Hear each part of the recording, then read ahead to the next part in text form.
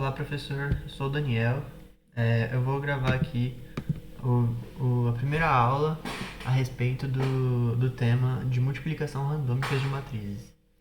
Bom, primeiramente a gente vai para os conceitos iniciais da teoria das probabilidades. Então, eu vou colocar aqui. Nosso primeiro assunto vai ser a teoria das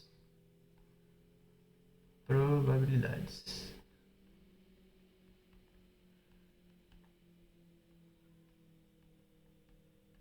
Bom, essa vai ser a nossa introdução inicial para a gente conseguir entender os conceitos associados ao nosso problema de fato, certo? Bom, a gente pode ter uma intuição inicial, né, a respeito do que são experimentos aleatórios. Bom, quando a gente conduz um experimento aleatório qualquer, muitas vezes os objetos de interesse não são o resultado em si do experimento, mas sim a variável com dependência nesses resultados aleatórios. Por exemplo, quando a gente está num cassino, o foco não é a sequência de imagens que aparece no caça-níqueis, por exemplo, embora cada uma delas seja aleatória. O foco é no dinheiro do prêmio que varia mediante essas imagens, certo? Então, juntando as variáveis aleatórias, que são cada uma das imagens que aparece no caça-níquel, elas por si só são aleatórias e elas geram algo maior do que isso, que são os resultados, as dependências do resultado, certo? Que são o dinheiro que você pode ganhar no caça-níqueis. Bom, então a gente vê claramente que existe uma necessidade de variáveis aleatórias, certo? E a gente pode formalizar elas. Então a gente pode pensar no seguinte: primeiramente a gente pode pensar num espaço amostral que uma variável aleatória que define quais são os valores que é possível que uma variável aleatória pode tomar, certo? E, bom, esse espaço amostral eu vou chamar de ômega, ômegazão, tá? E a gente vai ter todos os ômegazinhos pertencentes a ômegazão como valores que uma variável aleatória, que eu vou chamar de aqui, ó, variável aleatória,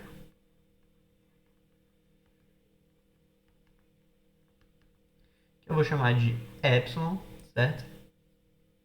Pode tomar. Ela pode tomar todos os valores ômegazinhos contidos no conjunto ômegazão, que é nosso espaço amostral, certo? Então, quando que essa variável ela é chamada de uma variável aleatória discreta? Ela é uma variável aleatória discreta quando o número de possibilidades que essa variável tem de assumir um valor é enumerável, ou seja, esse conjunto aqui ele tem que ser um conjunto finito, certo? Se esse conjunto aqui for finito, então a nossa variável aleatória pode ser chamada de uma variável aleatória discreta, beleza? Bom, a gente tem uma notação também que representa a probabilidade dessa variável aleatória epsilon assumir um valor x qualquer. Eu vou colocar x, tá? Em vez de ômega. Então, vamos supor que eu queira saber a probabilidade da variável epsilon, assim que se escreve, ó, assumir um valor x. X é um dos valores, um dos Ws possíveis, beleza? Eu não vou escrever W aqui. Bom, isso aqui eu posso pensar nisso aqui como se ela fosse a probabilidade, sei lá, do epsilon ser o valor x, certo? E o valor x é uma das possibilidades dessa variável. Então, nossa notação queridinha vai ser essa daqui, tá? Isso aqui significa probabilidade da variável com respeito à variável aleatória epsilon dela assumir o valor x, certo? Então a gente pode dar um exemplo inicial, certo? Exemplo. Bom, vamos supor o experimento que consiste no lançamento de dois dados, certo? O dado, a gente sabe que o espaço amostral dele, ele vai de 1 até 2 até 6, né? O dado pode atingir esses valores, certo? Esse é o espaço amostral de um dado, certo? E eu quero saber a respeito de um evento, certo? Eu quero saber a respeito de um evento que se chama a soma desses dois dados, tá? Então eu vou colocar aqui uma variável aleatória chamada de v, e ela depende de outras duas variáveis aleatórias que eu vou chamar de, sei lá, m e n, certo? Cada uma dessas duas variáveis aleatórias aqui correspondem ao lançamento de um dos dois dados, certo? Eu estou lançando dois dados. Então aqui o nosso problema é... eu tenho dois dados, certo?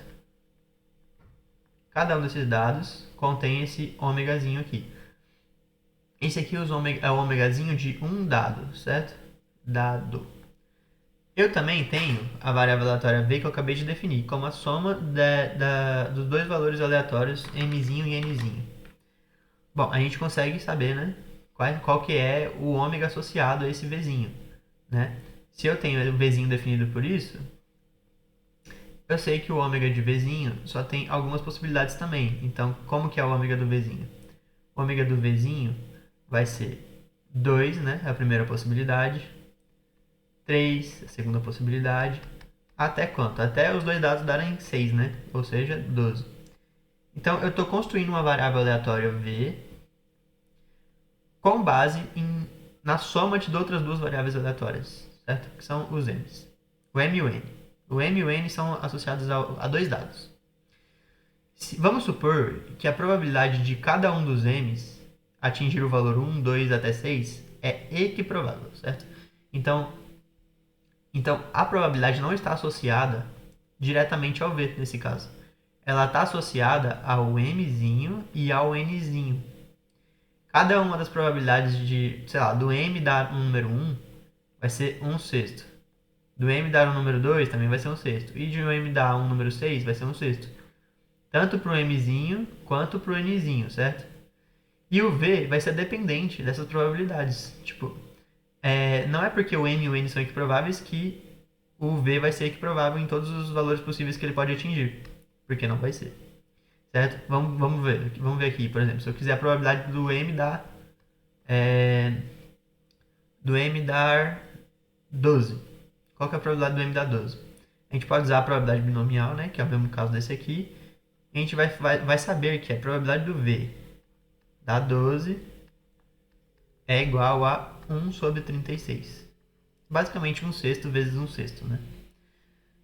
Qual que seria a probabilidade, sei lá, do p do v dar o número 2? 2 não, 3. A probabilidade do v dar 3, bom, tem duas possibilidades dele dar 3, né? Ou o primeiro dado dá 1 e o segundo dado dá 2, ou o primeiro dado dá 2 e o segundo dado dá 1. Então, são duas possibilidades entre 36 diferentes configurações entre os dois dados, né? Isso, configurações de m e n, certo?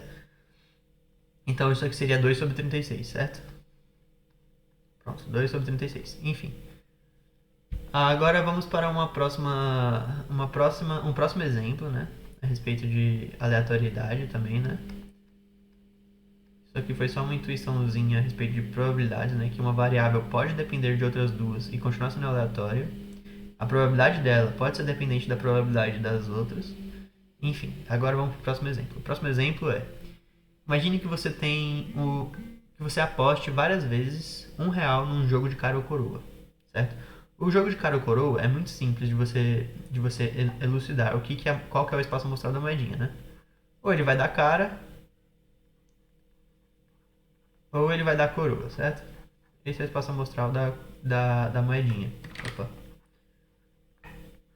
E cada uma delas tem uma probabilidade de 1/2 associada, certo? Vamos supor que é um lançamento perfeito e que a probabilidade de cada uma é 1/2, certo? Eu vou chamar esse cara aqui de um número mais 1, né? Porque eu vou associar o cara a você receber R$1 no jogo de coroa.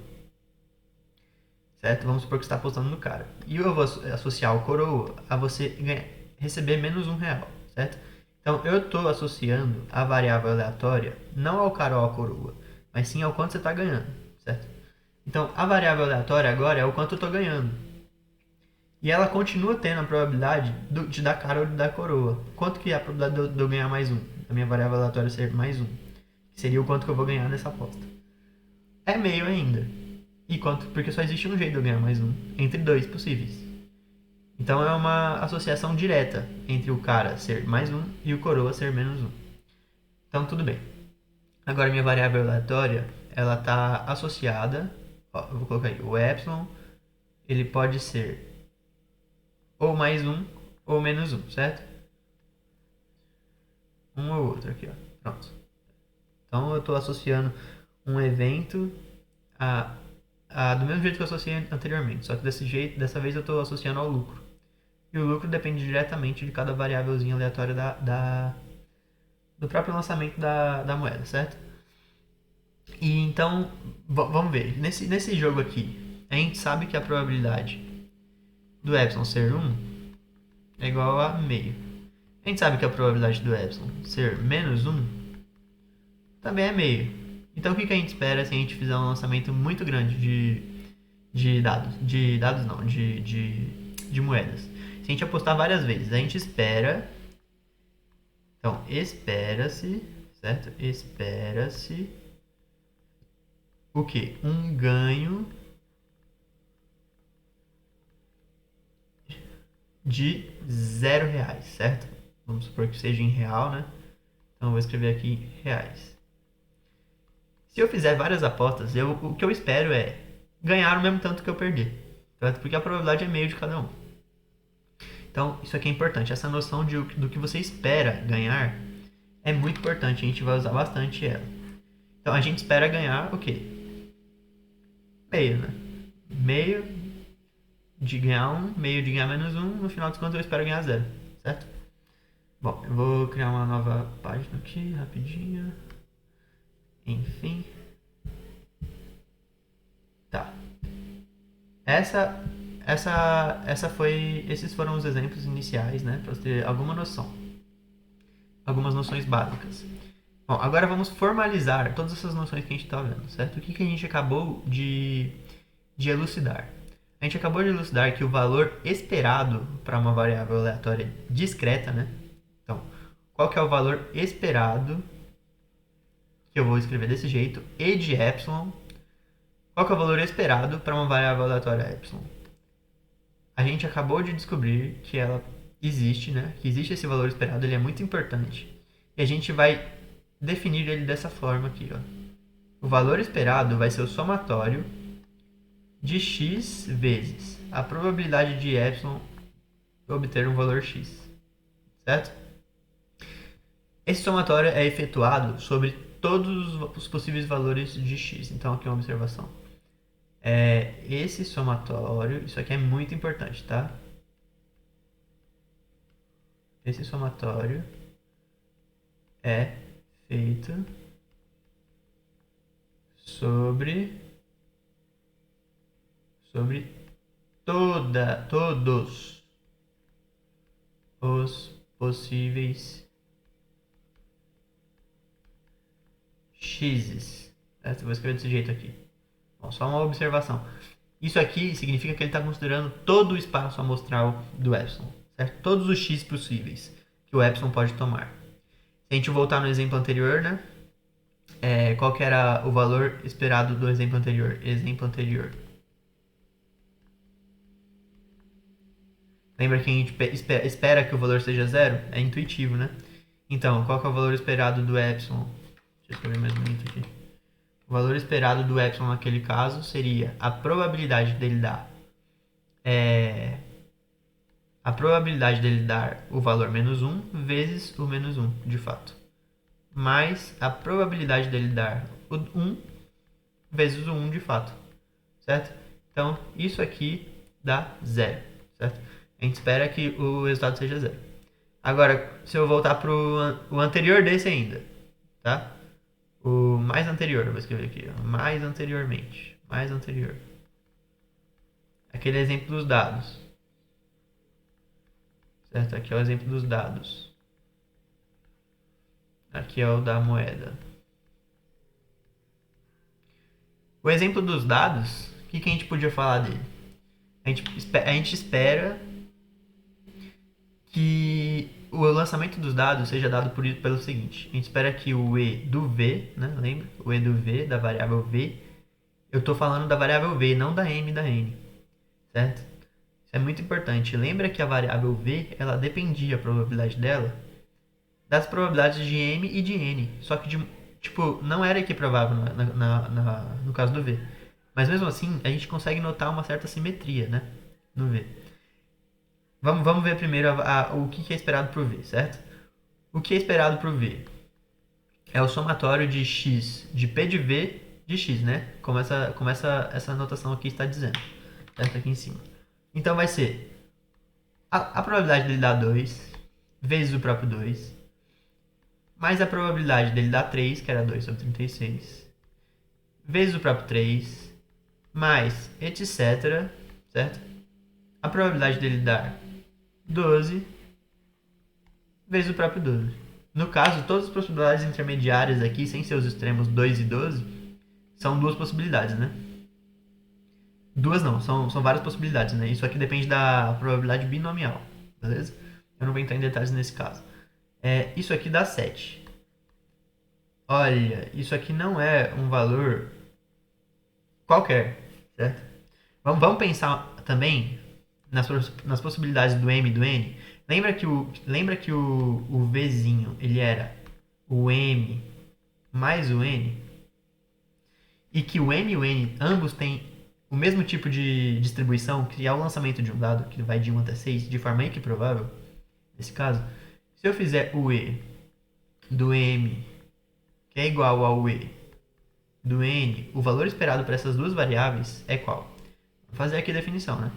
1/6 de 1 mais 1/6 de 2 mais 1/6 de 6. Quanto que dá isso aqui? 3,5. Isso aqui tá um pouquinho, né? Talvez esteja relacionado, né? A gente teve tanto a variável m quanto a n, duas variáveis. Cada uma deu 3,5, né? O esperado delas. E coincidentemente, a soma das duas a gente espera que seja 7.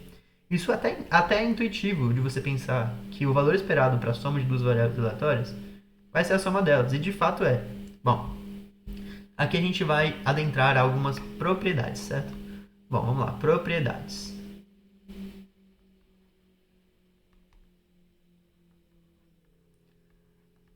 Propriedades sobre variáveis aleatórias.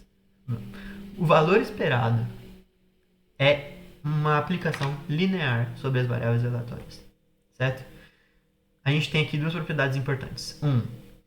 O valor esperado para uma soma de uma variável epsilon qualquer aleatória e uma variável epsilon2 aleatória qualquer é o valor esperado para epsilon 1 mais o valor esperado para epsilon 2, certo? Segunda propriedade importante. Essas duas são as únicas propriedades mais importantes aqui para valores esperados, para essa aplicação, que é uma aplicação linear. Se ela é uma aplicação linear, o e de uma constante vezes essa variável epsilon qualquer aleatória é a mesma coisa que essa constante vezes o valor esperado para essa variável, certo?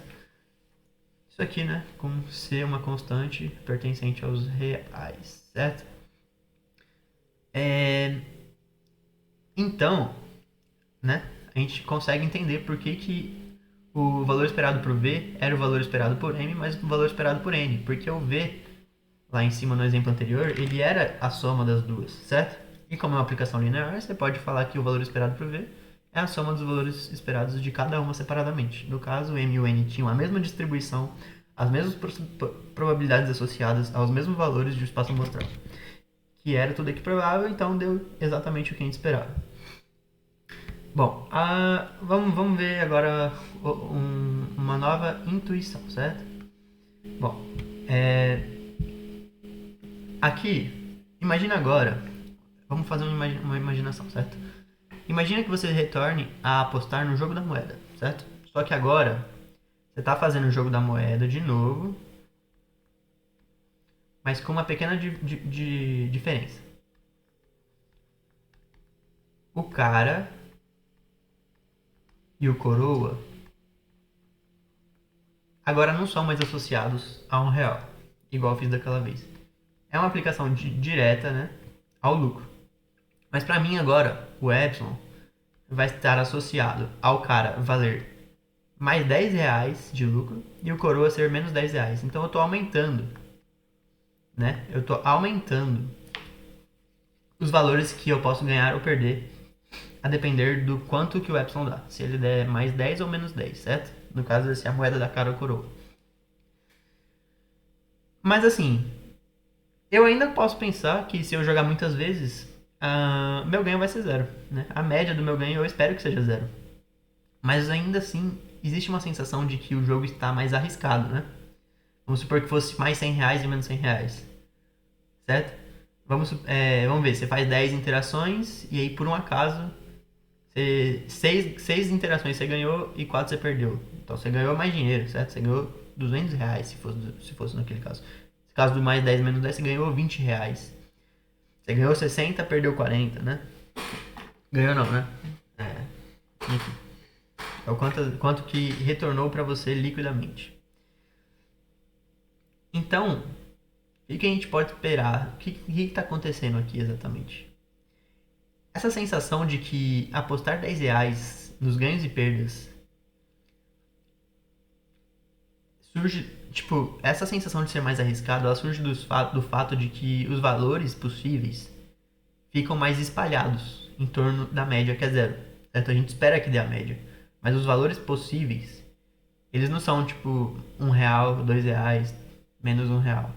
Eles são 10 reais, 20 reais, menos 10 reais. Ele está mais espalhado em torno da média. E isso aumenta a distância entre você e a garantia confortável de ganho zero, certo? E aí, você pode criar uma grandeza que descreve esse espalhamento. Porque esse espalhamento é muito importante, né? Como a gente tá vendo. Tipo, não é a mesma coisa você apostar R$1 e apostar 10 reais no lançamento de uma moeda. Então a gente pode formalizar o que a gente está fazendo agora e definir uma nova aplicação, definição.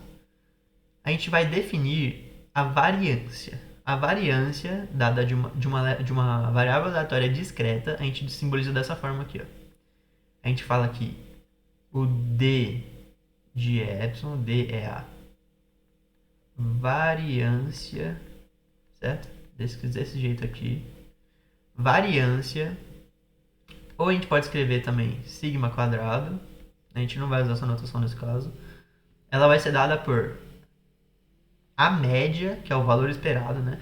By the way, o valor esperado, ele é a média do conjunto ômega, certo? Dos possíveis valores do epsilon. Eu tinha esquecido de comentar isso, eu acho, mas é intuitivo, né? Que o valor esperado seja a média dos possíveis valores. Enfim, a variância vai ser definida como o valor esperado da variável aleatória menos o E da própria variável aleatória, que é o valor esperado dela mesma, tudo isso ao quadrado. Bom, a gente pode tentar entender o que está acontecendo aqui. Essa definição, tá? Isso aqui é uma definição. Ela consegue capturar a ideia do espalhamento. Por quê? A gente está basicamente pegando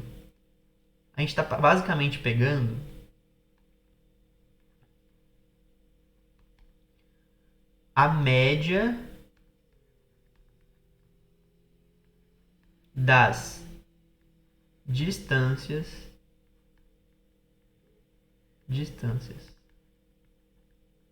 quadráticas.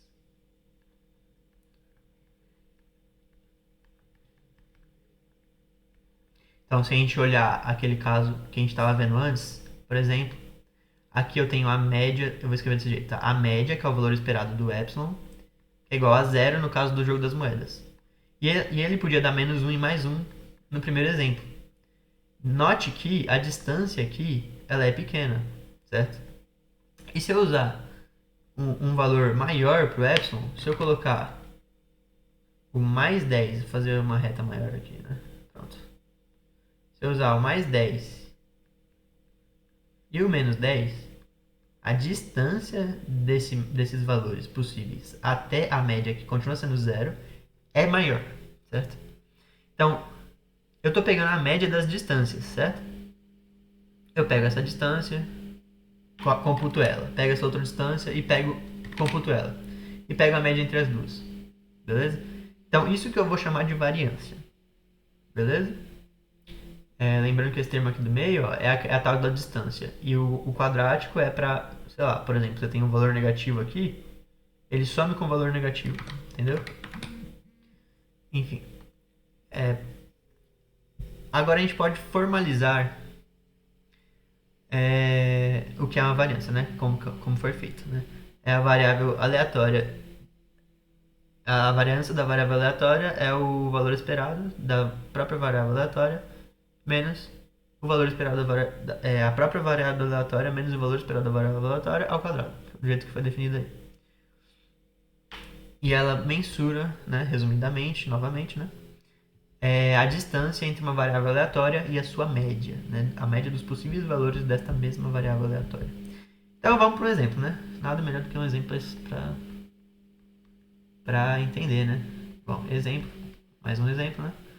Voltando não, tipo, vou fazer um exemplo de uma variável aleatória cujo ômegazão, né? É dado por só um único valor, C, uma constante. C pertence aos reais, beleza? C é uma constante. Então, o meu epsilon ele só pode ter um valor, beleza? Qual seria a variância, assim, intuitivamente? Você espera que vai ser zero, né? Vamos ver se dá zero mesmo. Bom, a variância do epsilon, nesse caso, é igual ao valor esperado do epsilon menos o e do epsilon ao quadrado, certo? Pela definição. Isso aqui é a mesma coisa que o valor esperado de quem? O epsilon só pode ser C, né? Então aqui vai ser C menos o E de quem? Do C. O valor esperado para uma constante é ela mesma, né? Isso aqui é C. C menos C é zero. Qual que é o valor esperado de uma constante zero? É a própria constante zero, certo? O valor esperado de uma constante é uma constante. Então, desse jeito aqui a gente consegue entender, né? O que está acontecendo, né? Para uma variável constante, beleza? Nesse caso aqui, ela não seria uma variável aleatória, porque ela só existe um valor possível, então não faz nem sentido. É 100% de chance a probabilidade de ser uma variável aleatória. Então, qual que é a variância de uma variável constante? É zero, beleza? Não faz nem muito sentido pensar nesse tipo de caso. Mas só para ver que dá certo. Bom, agora mais um exemplo, né? Bom, agora a gente vai fazer um exemplo de uma variável que a gente já conhece, né? Lembra do nosso caso ali em cima? A gente não calculou, né, aqui em cima, o caso das moedas, em que dava menos 1 e mais 1. Eu vou chamar o primeiro caso aqui, que dava o menos 1 e mais 1, de epsilon 1 nesse caso, e o que dava menos 10 e mais 10 de epsilon 2, certo? Só para não ficar confuso. Então, o epsilon 1 ele tem o valor esperado, né? Vamos calcular já ele, né? Porque para o cálculo da variância eu preciso desse valor. No meu caso aqui, eu quero achar as variâncias. Qual que é o epsilon de 1? É meio de menos 1 mais meio de mais 1 é zero. Então tá, já tem o valor esperado. Então quem que é a variância do epsilon 1? Aliás, em vez de chamar de epsilon 2, eu vou chamar de epsilon 10. Acho que fica melhor. Porque já representa já quem que eu tô falando. Bom, o d de epsilon 1 vai ser quem? Vai ser o valor esperado do epsilon, certo? O valor esperado do epsilon 1 menos o valor esperado do epsilon 1, tudo isso ao quadrado. Isso aqui a gente já viu que é zero, então é basicamente o valor esperado do epsilon 1 ao quadrado. A definição do valor esperado a gente lembra, né? É o somatório, no caso, da probabilidade do epsilon 1 vezes dele atingir o valor x, né, no caso, vezes o x ao quadrado, nesse caso. Beleza? Aqui existe uma propriedade interessante, né, que a gente está utilizando e a gente nem está percebendo. Eu estou fazendo a probabilidade do epsilon 1 ao quadrado, não do epsilon 1. Mas aqui eu coloquei a probabilidade de obter o epsilon 1 e não do epsilon ao quadrado. Por quê? Nesse caso aqui é a mesma coisa. Porque se a gente colocar o epsilon como um valor, já vai estar dentro do somatório se eu utilizar os valores de epsilon 1. Entendeu? Tipo, eu posso colocar tipo, o somatório e considerar dois termos diferentes que dão o mesmo x quadrado. Mas eu posso considerar o somatório do x quadrado direto e vai ser só um termo somatório, porque o x quadrado só pode dar 1 nesse caso. Mas qual que vai ser a probabilidade associada ao epsilon ao quadrado? Ela vai ser de uma nova variável aleatória, né? De epsilon ao quadrado, que é igual a epsilon 1 vezes epsilon 1. Quais são as possibilidades do epsilon 1 e do epsilon 1? Aqui nesse caso, se eu considerasse o p de epsilon ao quadrado, só teria um termo no somatório, certo? Porque só existe um epsilon ao quadrado. Se eu considerar no somatório a probabilidade do epsilon 1, então ou ele é mais 1 ou ele é menos 1. Só que o x quadrado sempre vai ser 1, beleza? E aí teriam quantos termos? Dois termos no somatório, com probabilidade menor, né? A probabilidade de x quadrado ser 1 é 100%. A probabilidade dele ser mais 1 ou menos 1 é 50%. Mas no fim das contas, é a mesma coisa escrever dos dois jeitos. Então a gente normalmente escreve desse jeito aqui, tá? A gente pega o... Quando tem um epsilon ao quadrado, por exemplo, a gente pega o próprio epsilon 1 e considera ele ao quadrado aqui do lado, tá? Que dá certo também. É só mudar a quantidade de termos que você está computando e considerar a probabilidade correta. No fim das contas é a mesma coisa. É melhor fazer desse jeito aqui, tá? Porque tu conhece melhor o epsilon 1 do que o epsilon ao quadrado. Enfim, vai ser o somatório de todos os valores possíveis do x, né? Vezes x quadrado, né? Pelo motivo que a gente acabou de falar.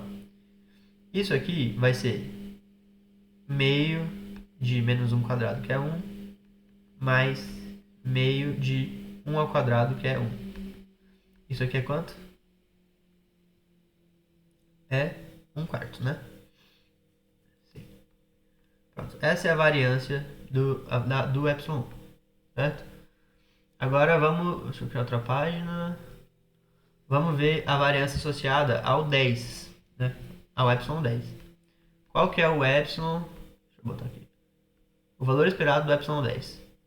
Continua sendo zero, né? A gente já sabe que vai dar zero. Qual que é a variância associada ao epsilon 10? Vai ser o valor esperado do epsilon 10 menos o valor esperado do epsilon 10. Tudo isso ao quadrado, certo? Isso aqui a gente sabe que é zero. Então é a mesma coisa de antes. É o somatório do p de epsilon 10, não de epsilon 10 ao quadrado, nesse caso, porque já vai estar computado aqui no somatório, né? Só eu vou deixar para vocês pensarem aí um pouco nisso, né? Mas dá certo, de x quadrado, beleza? Isso aqui vai ser igual a 1 sobre 2 vezes 10 ao quadrado, que é 100, mais 1 sobre 2 vezes menos 10 ao quadrado, que é 100 também. O que isso aqui vai dar? 50 menos 50 dá 100, certo? Aliás, eu acho que eu tinha escrito errado, né? O somatório anterior. Não dá 1 quarto, não. Meio que buguei minha mente. Eu acho que dá meio mais meio, né? Dava 1. Então, aqui, né? Aqui não é 1 quarto, não. Tô ficando doido. Aqui é 1, certo? Meio mais meio dá 1, certo? Beleza. Então, a gente consegue notar que a variável aleatória realmente deu uma variância muito maior quando a gente trabalha com epsilon 10, certo? A variância é uma medida daquela dispersão, daquela sensação de segurança, no caso das apostas. Bom, a gente tem também uma propriedade muito importante que a gente vai usar mais pra frente, tá? A respeito da variância, né? Então, propriedade. Vamos fazer aqui uma rápida demonstração também, né? E é isso, ó. A variância do epsilon, ela pode ser também escrita como o e do epsilon quadrado menos o e do epsilon, né? Tudo isso ao quadrado. Aqui eu tenho uma rápida demo, né? Demo.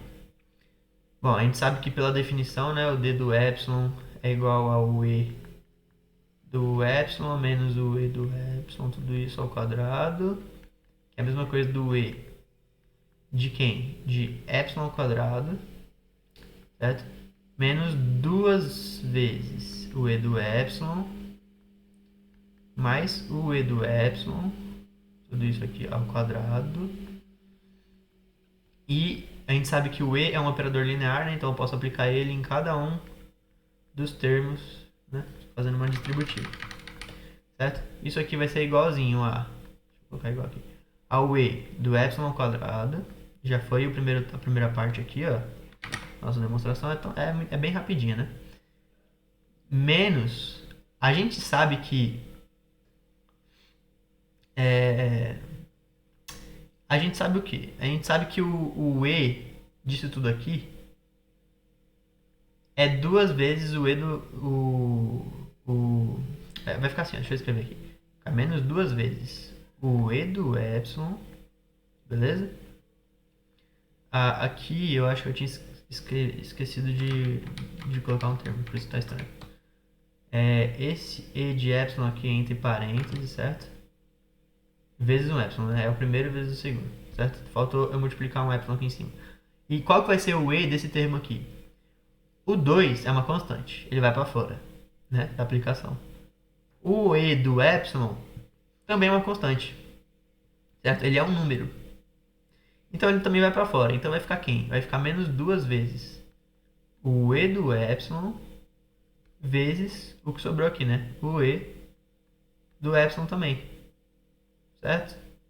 Então é menos duas vezes o e do epsilon ao quadrado mais o e do epsilon ao quadrado. Esse termo aqui e esse termo aqui são iguais. É menos 2 mais 1. Então você pode só somar os dois, né? E a gente vai obter que isso aqui é a mesma coisa que o primeiro termo ali, e do epsilon ao quadrado, menos o quadrado do e do epsilon. Pronto. CQD aqui, bem rapidinho. A gente vai usar essa forma mais pra frente, tá? Ela vai ser útil pra gente. Note que isso aqui não é trivial de ser achado, mas o e do epsilon normalmente a gente tem, né? Então, esse jeito aqui de escrever é um bom jeito de escrever, tá? Fica dependendo da variável epsilon ao quadrado. Lembra que a gente já fez isso antes? Dependeu do epsilon ao quadrado? Aqui em cima a gente poderia depender do epsilon quadrado fazendo o e do epsilon ao quadrado aqui em cima e dependendo de menos termos, né? Naquele somatório. Mas a gente escolheu fazer esse e de epsilon quadrado, né? Como se fosse a probabilidade do e do epsilon sozinho, vezes o termo x quadrado. Mas aí a gente tem que arrumar os termos que aparecem aqui no somatório, né? Que ficam mais termos. Ficam todos os termos, ficam até com termos repetidos, tá? Mas isso não é um problema. Inclusive é até melhor escrever desse jeito. Bom, enfim, essa foi a primeira parte. Eu vou parar agora a gravação e a segunda parte vem a seguir.